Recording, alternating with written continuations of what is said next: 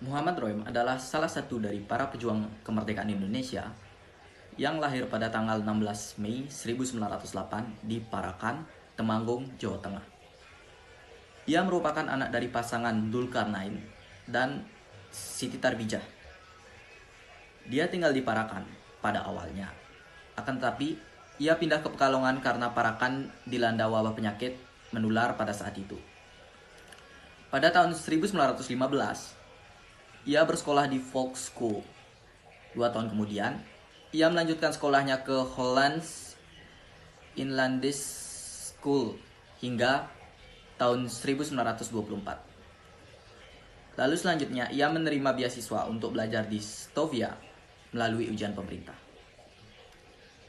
3 tahun kemudian, ia dipindahkan ke Algemene Middelbare School dan lulus pada tahun 1930.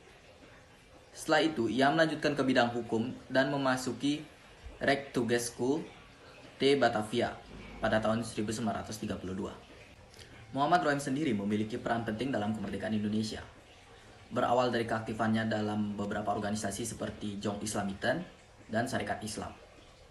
Muhammad Roem juga memiliki peran penting pada masa revolusi. Ia menjadi salah seorang anggota delegasi Indonesia dalam perundingan Linggarjati dan perjanjian Rhinefeld. Pada tahun 1949, ia menjadi pemimpin delegasi dalam perjanjian Roem-Royen. Muhammad Roem meninggal pada tanggal 24 September 1983 karena penyakit gangguan paru-paru yang dideritanya. Selanjutnya ada peran dalam mempertahankan kemerdekaan Indonesia.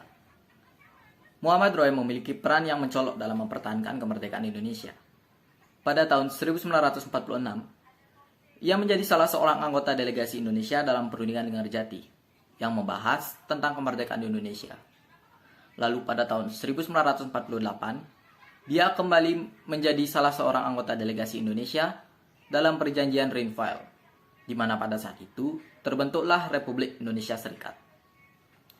Setelah itu, pada tahun 1949, ia kembali mengambil peran yang sangat penting dalam perundingan Roem-Royen yang berlokasi di Hotel Des Indes, Jakarta.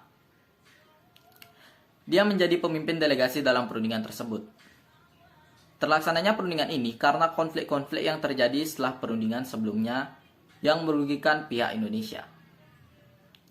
Selain itu, PBB juga mengambil peran penting dalam terlaksananya perundingan ini. Mereka mendesak pihak Indonesia dan Belanda untuk menyelesaikan konflik mereka dengan melakukan perundingan. Nama perundingan ini sendiri juga diambil dari namanya, yaitu Roem, yang pada saat itu menjabat menjadi pemimpin. Dan nama wakil pemimpinnya, yaitu Royen.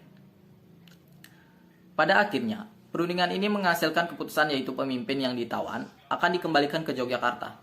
Dan kedua pihak sepakat untuk melakukan konferensi meja bundar di Den Haag. Alasan saya memilih tokoh ini karena menurut saya Muhammad Roem memiliki peran yang sangat penting, lumayan penting maksud saya, dalam mempertahankan kemerdekaan Indonesia. Akan tetapi, ia tidak seterkenal tokoh-tokoh lain seperti Dr. Sutomo atau Ki Hajar Dewantara atau yang lainnya. Sehingga hal itu membuat saya tertarik untuk membahas tokoh ini. Sekian.